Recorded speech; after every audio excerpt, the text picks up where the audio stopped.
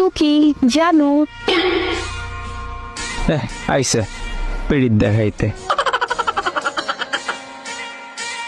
হ্যাঁ, আমার বাবুটা। তোর জামাইয়ের বয়সী আমি, তোর বাবু বানাই দিলি। আরে তুই তো আমার কিউট গোলমুলু বাবুটা। দূরে গিয়ে মর যা। কই যাবো বাবু, তোমার কাছে নাকি?